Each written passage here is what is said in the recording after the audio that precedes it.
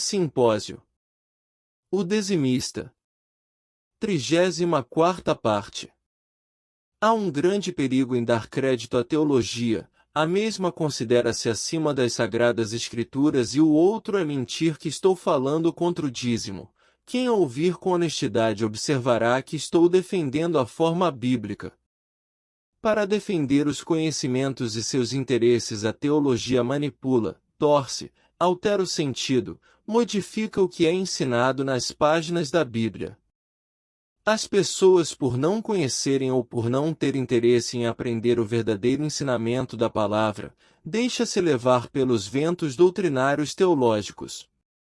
Ele escreve da mesma forma em todas as suas cartas, falando nelas destes assuntos.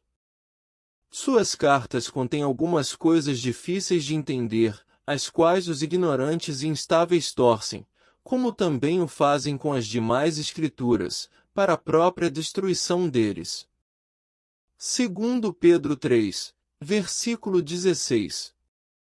Como o interesse religioso não é ensinar a verdade, mas arrecadar dinheiro, tem sido corrompido o texto de 2 Coríntios 11, versículo 8 com seguinte mentira: o pastor Paulo de Tarso recebia salário da igreja para trabalhar.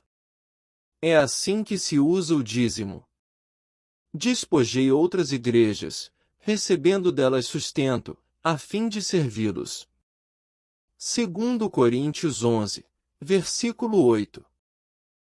Honestamente o texto não tem nenhuma ligação com dízimos. 2. Caso tivesse, o texto mostraria que nem todas as igrejas eram dizimistas e nem todas contribuíram e não foram condenadas pelo apóstolo Paulo. 3. Honestamente não tem nenhum texto dentro da Bíblia que relacione dízimos com pregação do Evangelho. 4. Se o dízimo é realmente para a pregação do Evangelho, porque o dizimista tem que ficar de porta em porta pregando e convidando as pessoas para ir à igreja, ouvir o pastor, e o mesmo fica enclausurado em casa para não enfrentar a poeira e o sol, já que o dizimista paga para isso? 5. Por que Paulo recebeu o dízimo das outras igrejas e da corintiana não recebeu conforme a citação acima? 6. Paulo trabalhava para se sustentar. Em casos raros ele recebia ajuda de algumas igrejas por não ter tempo de desenvolver seu ofício. Depois disso Paulo saiu de Atenas e foi para Corinto. Ali, encontrou um judeu chamado Áquila, natural do Ponto, que havia chegado recentemente da Itália com Priscila, sua mulher, pois Cláudio havia ordenado que todos os judeus saíssem de Roma. Paulo foi vê-los, e uma vez que tinham a mesma profissão, ficou morando e trabalhando com eles, pois eram fabricantes de tendas. Atos 18, versículos 1 a 3. Também não estou condenando quem dizime, muito menos os que são beneficiados no ofício pastoral, mas a manipulação das religiões com os textos bíblicos é que condeno.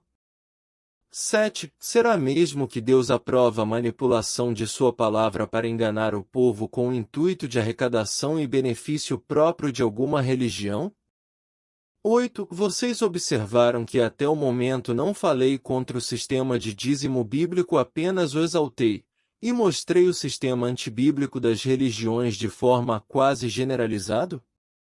9. Por que não explicam os textos que usei nestes estudos e apenas me condenam dizendo que estou fazendo a obra do diabo, como se os textos bíblicos fossem de autoria ou inspiração dele?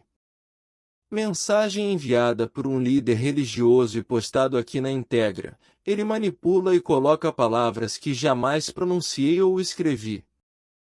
14 de julho de 17. Paz querido, não sei qual a tua intenção dentro de um grupo evangélico propagar o não pagamento de dízimo dentro da igreja. O teu conceito de fé está muito equivocado e os ensinos que tu anda tentando introduzir nas pessoas é diabólico. Me faça o favor de semear contendas e ensinamentos errôneos dentro do grupo, ok? Pare de semear contendas e ensinos errôneos. Autor: Eurias Rodrigues Carneiro.